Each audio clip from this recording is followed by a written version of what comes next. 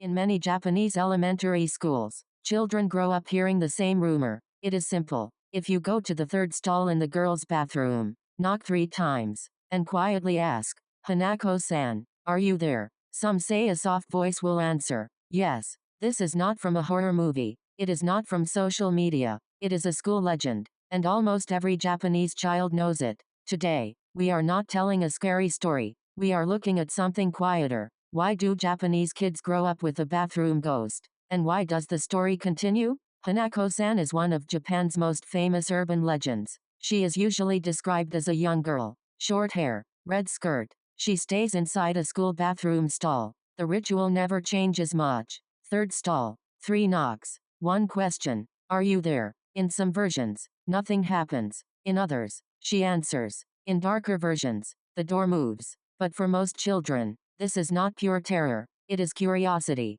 It is a dare. It is something you try with friends. The story changes depending on the region. Some say she died during World War II. Some say she was bullied. Some say she has always been there. There is no official origin. And that is important. Because when a story has no fixed source, it spreads more easily. Older students tell younger students. Each group adds a detail. Each year, it continues. That is how folklore survives. But why the bathroom? Why not a forest? Why not an abandoned house? Why always school? Japanese elementary schools look very similar. Long hallways, standard classrooms, quiet corridors after class. Bathrooms can feel slightly dim. The light is white. The sound echoes. After school, the building becomes very quiet. And in that quiet, ordinary spaces feel different. Bathrooms are also private. You close a door. You are alone for a moment. That small isolation makes imagination stronger. In many cultures, in-between spaces become settings for ghost stories.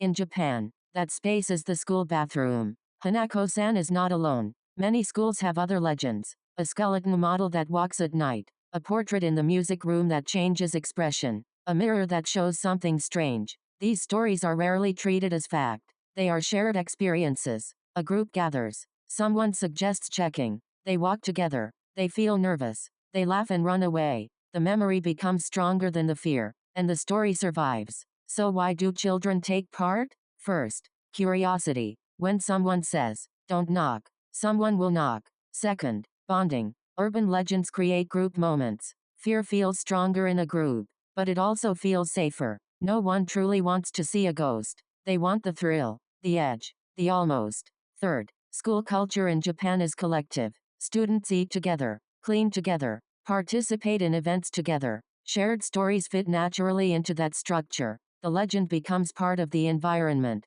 Interestingly, these stories are not extremely violent. Compared to Western horror, they are quiet. The ghost is often a lonely child, not a monster, not a killer. Sometimes she is simply sad. That tone matters. Japanese folklore often carries a sense of melancholy. Spirits are not always evil. They are unfinished, emotional, lingering. In some versions, if you speak politely, nothing bad happens. The ritual becomes almost respectful. Another reason the story continues is repetition. Every year, new students arrive. The building stays the same. The hallway stays the same. The bathroom stays the same. Even if it is renovated, the idea remains. School is stable, and stable environments are perfect for myths. Inside a structured world, a small mystery feels powerful. There is also something psychological here. Japanese schools are orderly. Schedules are strict. Rules are clear. Behavior is monitored. In that kind of space, small acts of rebellion feel exciting.